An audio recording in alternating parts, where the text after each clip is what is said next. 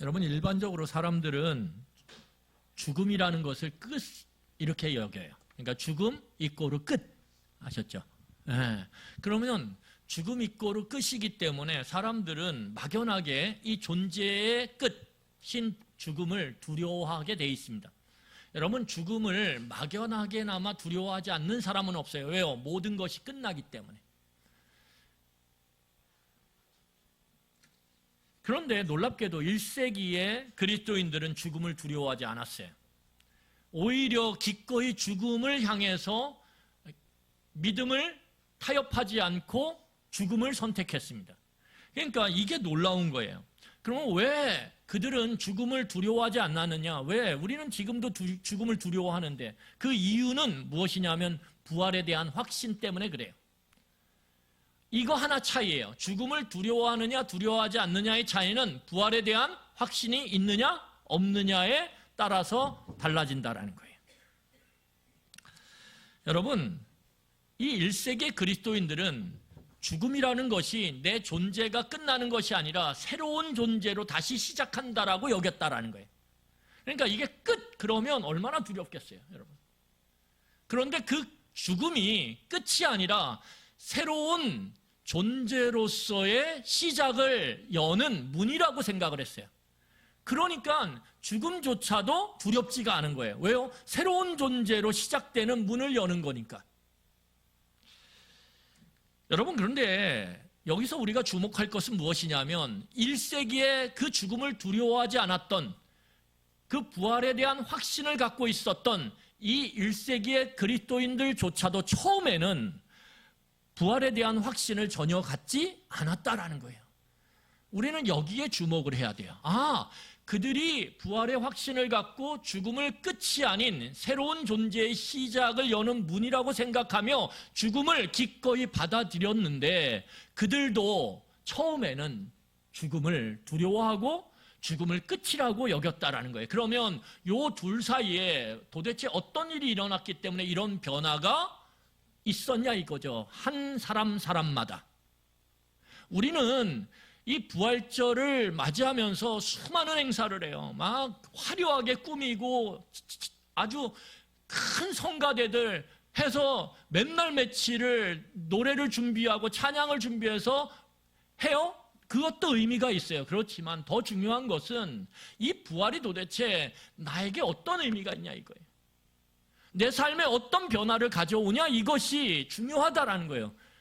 이 실존적인 실제 내 삶의 부활이 어떤 의미가 있느냐가 우리가 오늘 부활절에 초점을 맞추고 우리의 마음을 맞춰야 되는 지점이라는 거예요. 왜요? 1세기의 그리스도인들이 그 변화를 경험했거든요.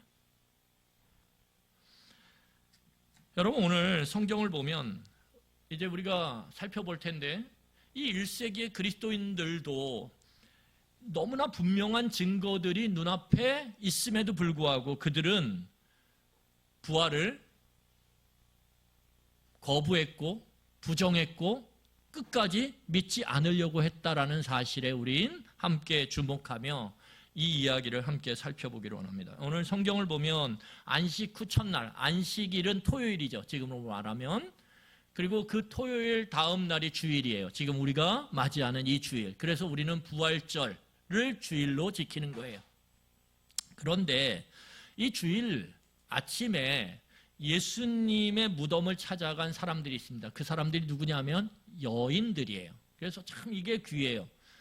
그 당시에 가장 약자, 가장 천대받는 계층을 말하라 그러면 여성이거든요. 그런데 그 여성이 가장 먼저 예수님의 그 무덤을 찾아갔다라는 거예요. 그런데 그 여인들이 무덤에 찾아갔을 때 예수님이 금요일 날 돌아가시고 그리고 3일이 지난 이 아침, 주일 아침에 예수님이 묻히신 그 무덤, 이 이스라엘은 무덤이 우리처럼 땅을 파고 묻는 게 아니라 그 석회암질로 되어 있기 때문에 굴을 파요. 그리고 왜냐하면 석회암질은 금방 팔 수 있거든요.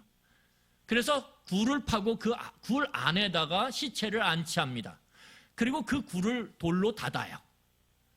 그런데 이 여인들이 예수님의 무덤을 찾아갔는데 막혔던 굴이 어디론가 굴러가고 그 굴문이 열려 있는 거예요. 그리고 굴문에 들어가서 보니까 오늘 자 2절과 3절 보세요. 2절과 3절이에요. 우리 같이 읽겠습니다. 우리 청소년들도 같이 읽으세요. 시작. 돌이 무덤에서 굴러 옮겨진 것을 보고 들어가니 주 예수의 시체가 보이지 아니하더라. 여인들이 발견한 게 뭐냐면 돌이 옮겨진 거랑 그 굴 안에 있어야 되는 예수님의 시체가 없어졌다라는 거예요. 여러분, 이게 왜 놀랍냐면 이 여인들은 어떤 여인들이냐면 자, 누가복음 23장 49절, 55절부터 56절 제가 읽을게요. 예수를 아는 자들과 갈릴리로부터 따라온 여자들도 다 멀리 서서 이 일을 보니라. 갈릴리에서 예수와 함께 온 여자들이 뒤를 따라 그 무덤과 그의 시체를 어떻게 두었는지를 보고 돌아가 향품과 향유를 준비하더라. 여러분, 이 지금 예수님이 죽으신 지 3일 만에 주일날 아침에 이 예수님의 무덤으로 찾아온, 그런데 그 무덤에 돌이 옮겨지고 그 안에 시체가 없어진 것을 본 이 여성들은 누구냐면 예수님이 돌아가시는 그 금요일날 멀리서 예수님이 십자가에 못 박혀 숨을 거두시는 장면을 끝까지 서서 지켜봤던 여인들이에요. 그러니까 이 여인들에게는 예수님 돌아가셨다. 그리고 그 예수님이 십자가에서 내려져서 어떻게 해요? 이 무덤으로 옮겨져서 무덤에 돌이 닫히는 것까지 다 본 여성들이란 말이에요. 그러니까 이 여성들이 뭘 준비합니까? 향품과 향유를 준비하는 거예요. 여러분, 이 향품과 향유는 뭐냐면 시체에 바르는 거예요. 그러니까 이때까지 이 주일날 아침까지 여성들의 생각 속에는 예수님은 돌아가셨고 그 예수님의 시체에다가 향품과 향유를 바르기 위해서 오늘 그것을 준비해서 찾아왔다라는 거예요. 그러니까 잘 보세요. 이 여성들은 주일날 새벽까지 예수님은 돌아가신 분이에요. 이 여성들에게 예수님이 살아나거나 아니면 예수님이 다시 부활해야 되는 이유나 까닭은 이 여인들의 머릿속에 전혀 없어요. 전혀 없다라는 거예요. 예수님이 살아나야지, 예수님이 다시 살아나셔야 돼, 이런 생각이나 이런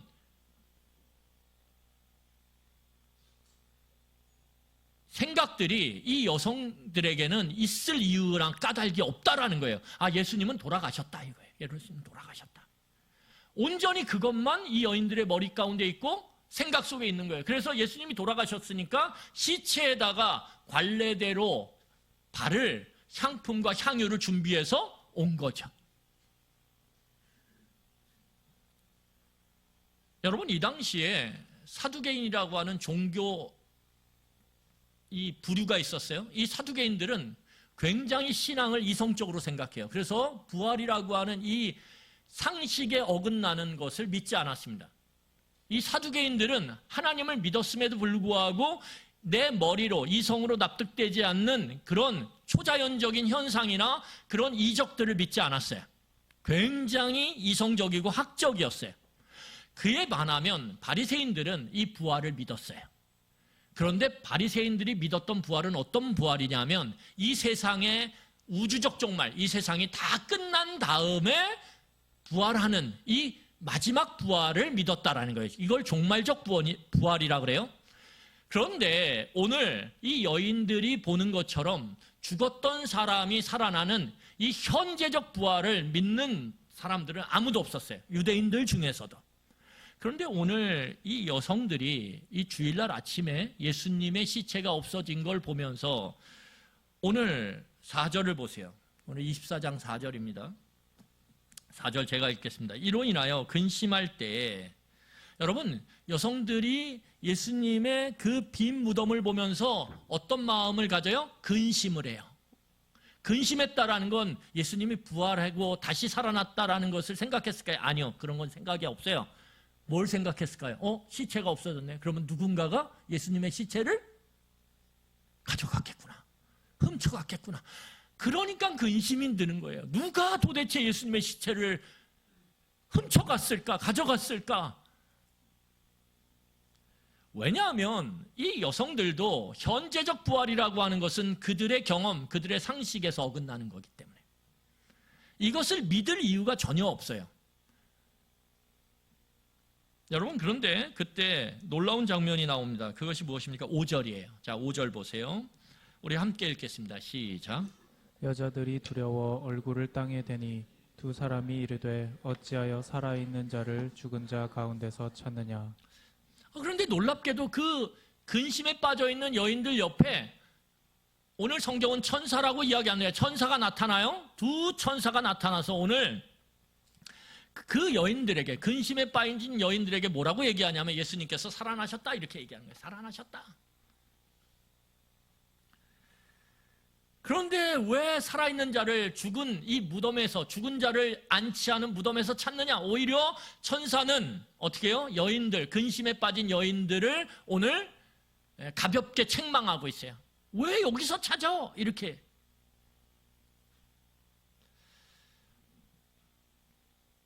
여러분, 이 여인들은 오늘 빈 무덤을 봤어요. 그리고 천사들이 나타나서 이 빈 무덤이 어떤 이유를 가졌는지, 그게 훔쳐간 건지 예수님의 시체를, 아니면 예수님이 부활하셨는지 그 이 까닭과 이유에 대해서 말해줬어요. 부활이라고. 그럼에도 불구하고 이 여인들은 자신들이 알고 있는, 자신들이 경험하는 그런 상식에서 벗어나질 못해요. 벗어나지 못합니다.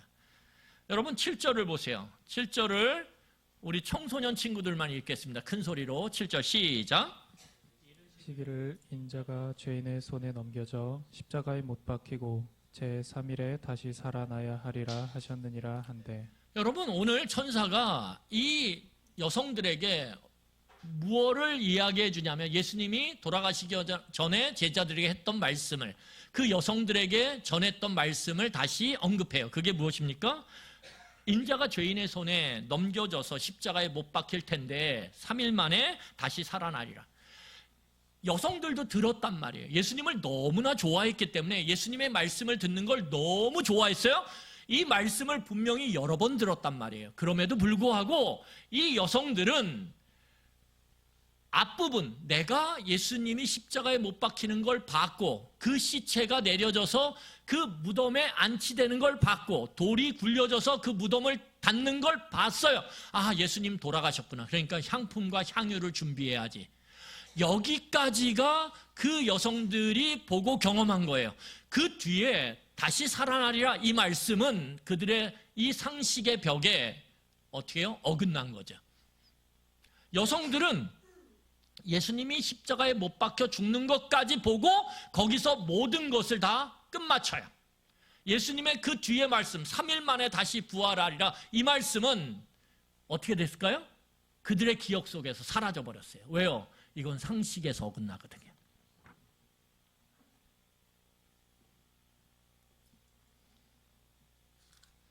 여러분, 그래서 여기서 우리가 기억해야 될 것이 무엇입니까? 부활의 믿음을 갖는다라는 것은 그렇게 쉬운 일이 아니에요.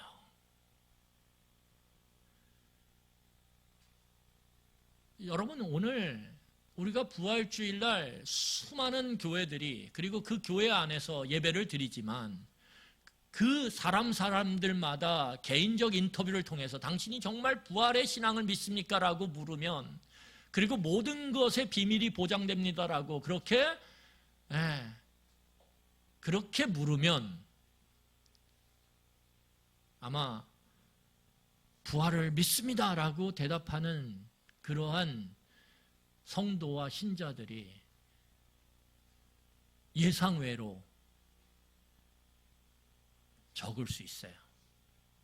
왜요? 이 여인들은 지금 보고 듣고도 믿지 않거든요.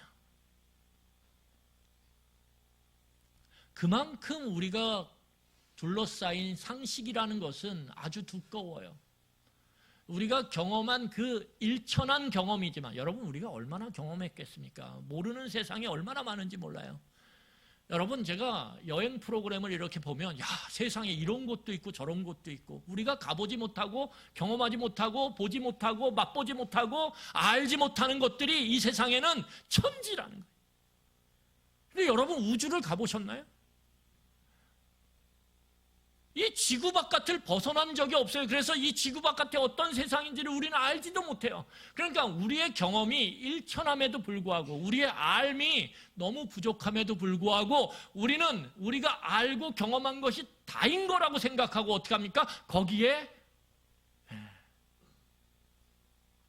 쌓여 있다라는 거예요. 쌓여 있다.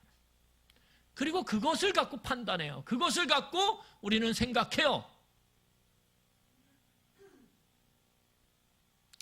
여러분, 그런데 이건 비단 여인들의 문제만이 아니었어요. 여인들이 너무 놀래서 이제 어떻게 합니까? 제자들 11제자 가롯 유다가 떨어져 나갔죠. 예수님을 배신하고. 그래서 11제자가 남아서 있는 그 집에 들어가서 이 놀라운 자신들이 보고 들은 것을 말해요. 그런데 여러분, 깜짝 놀랄 사실이 무엇입니까? 그렇게 말했는데 제자들이 오늘 성경을 보니까 그 여인들의 그 말을 어떻게 해요? 헛된 이야기로 들어요. 그러니까 쉽게 말하면 시쳇말로 헛소리로 여긴다라는 거예요. 헛소리로. 여러분, 그 소리를 듣고 요한과 베드로가 달려갑니다. 어디로요? 예수님의 무덤으로. 그런데 그 요한과 베드로가 직접 가서 어떻게 해요? 예수님의 그 빈 무덤을 봐요. 그럼에도 불구하고 오늘 요한복음 20장 8절로 9절 보세요. 자, 20장 8절로 9절이에요. 같이 읽겠습니다. 시작. 그때야 무덤에 먼저 갔던 그 다른 제자도 들어가 보고 믿더라. 그들은 성경에 그가 죽은 자 가운데서 다시 살아나야 하리라 하신 말씀을 아직 알지 못하더라. 달려가서 봤는데 빈 무덤을 다 봤어요? 보고도 믿어요? 안 믿어요?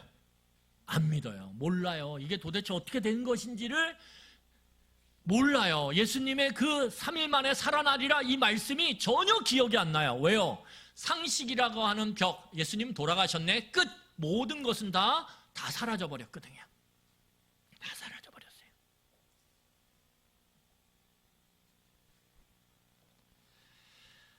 여러분, 오늘 12절을 보면 12절을 보세요. 12절에 이렇게 나옵니다. 12절에 베드로는 일어나 무덤에 달려가서 구부려 들여다보니 세마포만 보이는지라 그 된 일을 어떻게 여기고 놀랍게 여기고 집으로 돌아가니라. 그냥 놀라운 거예요. 이게 어떻게 된 일이지? 말씀이 기억이 안 나요. 말씀이 다시 살아나리라 이 말씀이 기억이 안 나. 왜? 돌아가신 걸 내가 봤거든. 그러니까 여기서도 여러분 우리가 기억할 것이 무엇입니까? 부활의 신앙을 갖는다라는 건 너무 어렵다라는 거예요. 너무 어렵다라는 거예요. 여러분, 이 이야기의 연장선상에서 보면 13절부터, 우리가 읽진 않았지만 13절부터 엠마오로 내려가는 두 제자의 이야기가 나와요. 우리가 너무 잘 알고 있죠.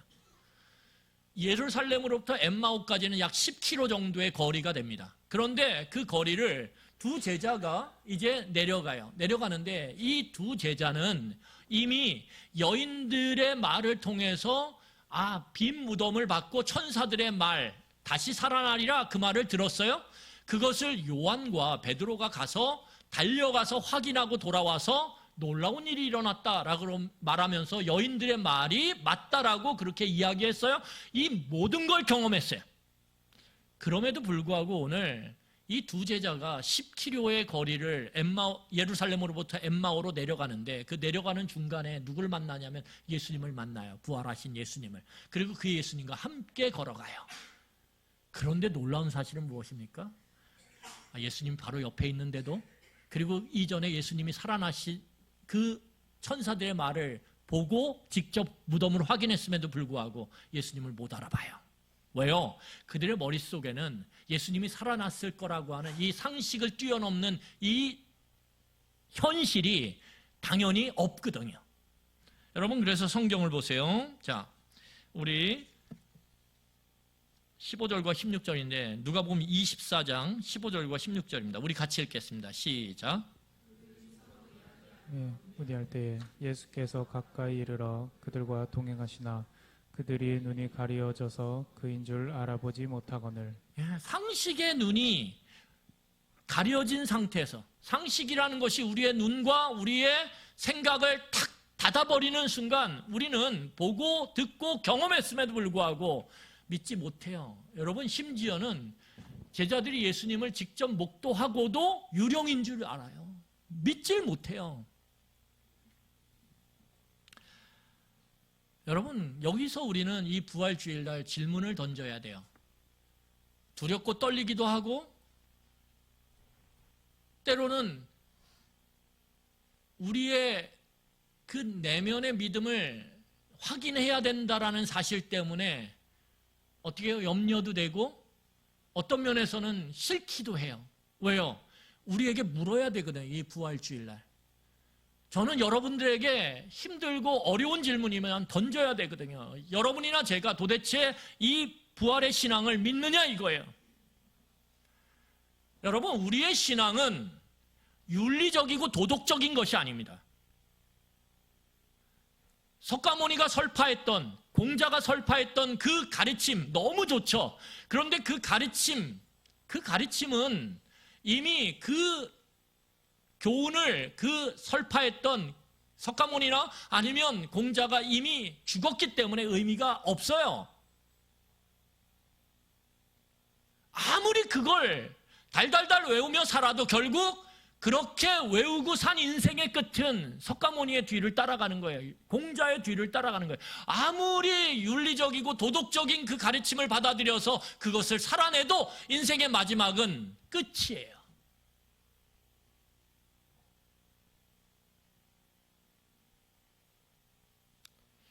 여러분, 부활의 신앙이 중요한 것은 무엇입니까?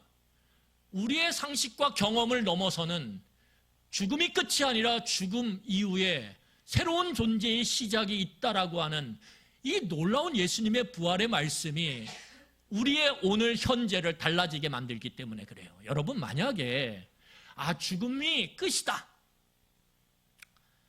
여러분, 만약에 이 부활의 신앙이 없이 살아간다면 오늘 여러분들이 도덕적으로 윤리적으로 살 이유가 없어요. 왜요? 모든 것이 끝나는데. 그러면 어떤 면에서는 어떻습니까? 마음대로 사셔야 돼요. 내 뜻대로, 내 마음대로, 내 욕망대로, 내 욕심대로. 왜요? 어차피 끝나는데. 내가 어떻게 살았든 잘 피해서 남을 잘 속이면서 살면 되는 거예요. 그러면서 내가 누릴 수 있는 이 현생의 모든 것들을 누리고 맛보는 것, 그것이 인생의 목표가 돼야 된단 말이에요. 왜요? 어차피 끝날 거니까. 그래서 이 부활의 신앙이 없으면 우리의 인생이 죽음으로 끝난다라고 그렇게 우리가 알고 생각하고 살아가면 우리는 거침없이 내 이익과 내 욕망을 이루기 위해서 살아야 돼요. 그걸 이루기 위해서 살기 위해서 우리는 막 살아도 돼요. 거침없이 살아도 돼요. 어차피 끝날 거니까. 그래서 이 죽음이 끝이라고 여기며 살아가면 인생은 결국 허무해요. 그래서 수많은 이 부활의 신앙을 갖지 못했던 많은 사상가들이 인간의 죽음을 자신의 몸이 늙어가면서 자신의 주변에 사랑하는 사람들이 떠나면서 직면해요. 그러면서 어떻게 인생은 헛되다라고 부르짖었다는 거예요. 이 헛된 세상을 뭐 그렇게 연연하면서 사냐 이렇게 가르쳤던 거예요. 그런데 여러분, 만약에 부활이 있다. 그러면 문제가 달라져요. 문제가 달라져요. 그럼 오늘 성경을 보세요. 자, 우리 누가복음 24장 36절로 38절입니다. 같이 읽겠습니다. 이 말을 할 때에 예수께서 친히 그들 가운데 서서 이르시되 너희에게 평강이 있을지어다 하시니 그들이 놀라고 무서워하여 그 보는 것을 영으로 생각하는지라. 예수께서 이르시되 어찌하여 두려워하며 어찌하여 마음에 의심이 일어나느냐. 여러분, 오늘 보세요. 제자들이 지금 제가 이야기했던 모든 과정, 예수님을 보기까지 했는데도 불구하고 오늘 예수가 뭐라 그래요? 영이다, 영이다. 저 실체가 아니다. 그렇게 생각하고 오늘 두려워하죠. 예수님 뭐라고 말씀하세요? 어찌하여 살아있는 나를 보면서 두려워하느냐? 이렇게 왜 계속 의심하느냐? 이렇게 말씀하세요. 그러니까 부활의 신앙을 갖는 건 어렵다. 이게 전제예요. 어렵다. 그런데 부활의 신앙을 가지면 우리의 삶은 달라져요. 달라질 수밖에 없어요. 여러분, 오늘 그래서 그러면 우리는 질문을 던져야 돼요. 어떻게 그러면 부활의 신앙을 가질 수 있냐 이거죠. 도대체 부활의 신앙이 있다면 어떻게 가질 수 있느냐? 왜요? 그 부활의 신앙을 끝까지 상식이라고 하는 틀에 갇혀서 거부했던 이 여인들, 예수님의 제자들, 그 사람들이 있었거든요. 근데 그 사람들이 어떻게 그 상식이라고 하는 보고 만지고 이야기하고 듣고 그렇게 경험했음에도 불구하고 심지어 하나님의 말씀을 기억나도록 천사가 옆에서 말해줬음에도 불구하고 이 모든 것들을 경험했음에도 불구하고 어떻게 예수님의 다시 살아나심을 부인하고 부정했던, 의심했던 그들이 어떻게 예수님의 그 부활을 받아들이게 됐냐 이거죠. 그리고 그들이 죽음을 두려워하지 않고 어떻게 이전과 다른 삶을 살아갔냐 이거죠. 이게 중요한 거예요. 그 답이 24장 44절로 45절에 나와 있습니다. 우리 이 말씀을 읽고 말씀을 마무리하도록 하겠습니다. 자, 한 목소리로 우리 같이 읽도록 하겠습니다. 시작. 또 이르시되 내가 너희와 함께 있을 때에 너희에게 말한 바 곧 모세의 율법과 선지자의 글과 시편에 나를 가리켜 기록된 모든 것이 이루어져야 하리라 한 말이 이것이라 하시고 이에 그들의 마음을 열어 성경을 깨닫게 하시고. 여러분, 부활의 신앙은 변증이나 증명을 통해서 내 이성을 납득시킨다고 되는 게 아니에요. 그래서 어떤 분들은 부활, 성경에서 바라보는 부활의 증거 1, 2, 3, 4 필요해요. 하지만 그것을 아무리 이야기해도 그것이 납득되어져서 부활의 신앙을 갖는 데까지 이르지 않아요.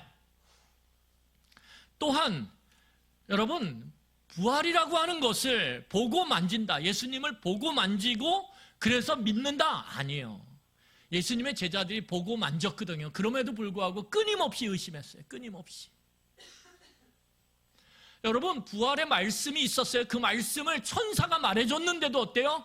부활을 의심해요. 그러니까 이 부활의 신앙이라는 건 이성을 납득시키든 어떤 초월적 경험을 하든 아니면 말씀을 달달달달 연구해서 그 말씀을 깨닫든 알게 되든 그렇다 그래서 부활의 신앙을 우리가 갖게 되는 것이 아니라는 거예요.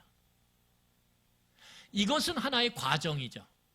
그래서 우리가 부활의 신앙을 알기 위해서 성경이 주장하는 주장들을 어떻게 해요? 논리적인 주장들을 우리가 알아야 돼요. 그리고 우리는 그 살아나신 예수님을 경험도 해야 돼요. 왜냐하면 그 사도 요한이 반모섬에 갇혔을 때 예수님의 그 모습이 자신에게 나타난 걸 보거든요. 그리고 엎드려져요. 그런 일도 필요하죠.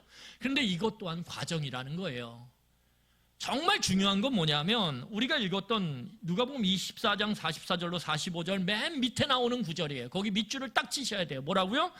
이에 그들의 마음을 열어 성경을 어떻게 하시더라? 깨닫게 하시더라.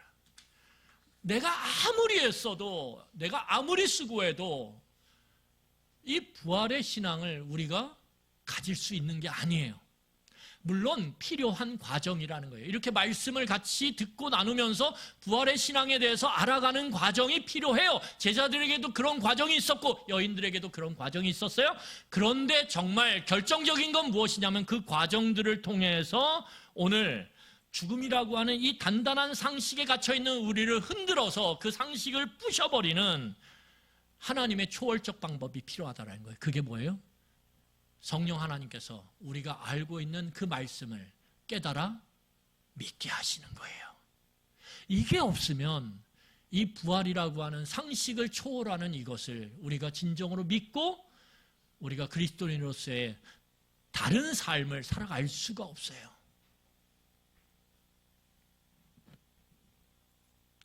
말씀을 정리하겠습니다. 여러분, 부활은 하나님께서 우리의 마음을 열어서 우리의 생각을 열어서 깨닫게 해주셔야 돼요. 이게 기적이에요. 그래서 부활의 신앙을 갖는다라는 것은 기적이에요. 하나님의 은혜예요. 그래서 우리는 하나님 앞에 끊임없이 기도해야 돼. 하나님, 부활의 신앙을 갖게 하여 주시옵소서.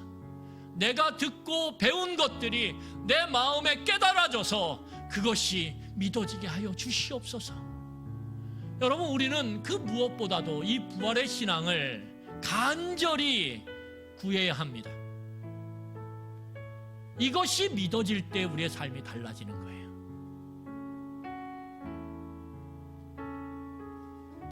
여러분, 사도 요한이 반모섬에 갇혔어요. 갇힌 이유는 예수님을 믿었기 때문에, 이 부활의 주님을 믿었기 때문에.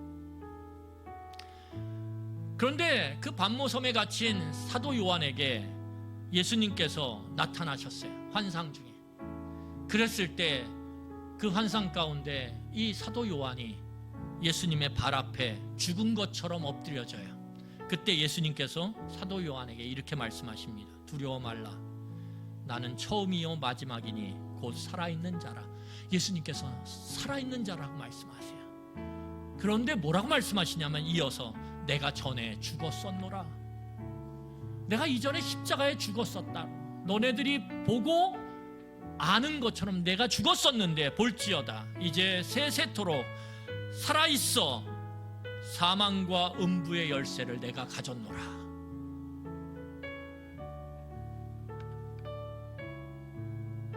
여러분, 오늘 예수님은 다시 살아나셔서 생명의 주인이 되셨어요.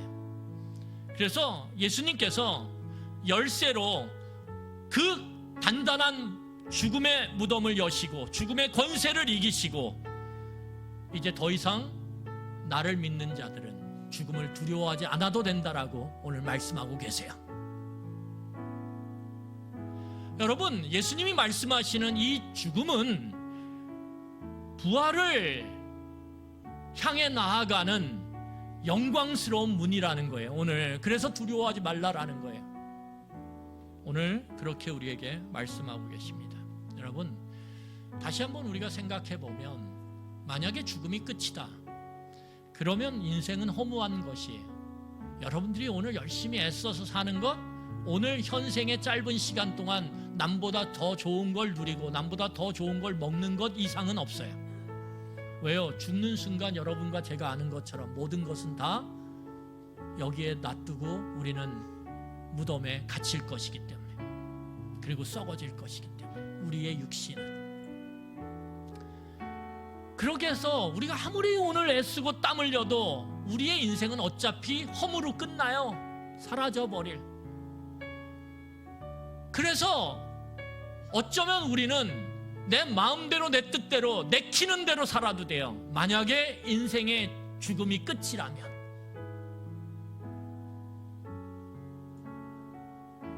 근데 만약에 부활이 있다,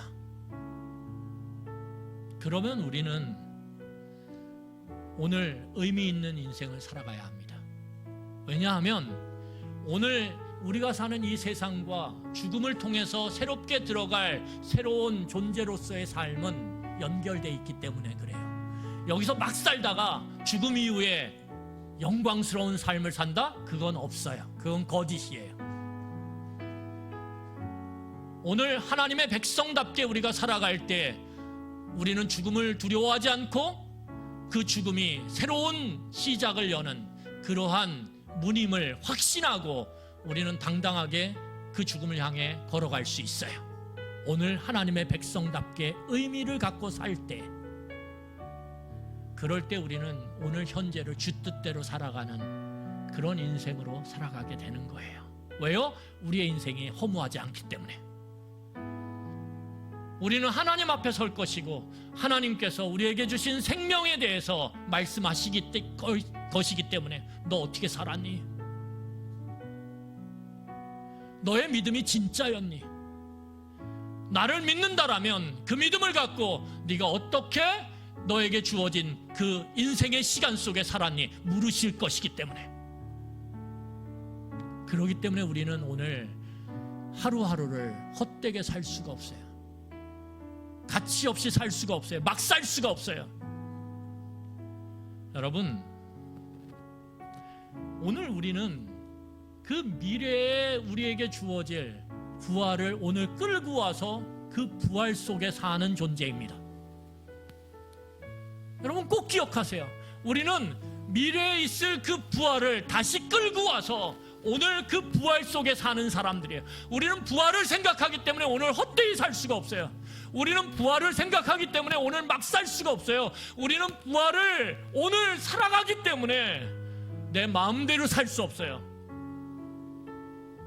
오늘 우리는 그 우리 죽음 이후에 있을 그 부활을 오늘 끌고 와서 사는 존재이기 때문에 우리는 오늘 예수 그리스도가 살아가셨던 것처럼, 제자들이 부활을 깨닫고 살아갔던 것처럼 우리는 주의 말씀을 오늘 순종하며 지키며 오늘 사랑을 실천하며 다른 사람들에게 예수의 생명이 무엇인지를 보여주며 살아가는 삶을 살 수밖에 없다라는 거예요. 그것이 오늘 부활을 사는 우리들의 모습입니다. 여러분, 부활을 살아가는 사람들은 그래서 쉽게 절망하지 않아요. 왜요?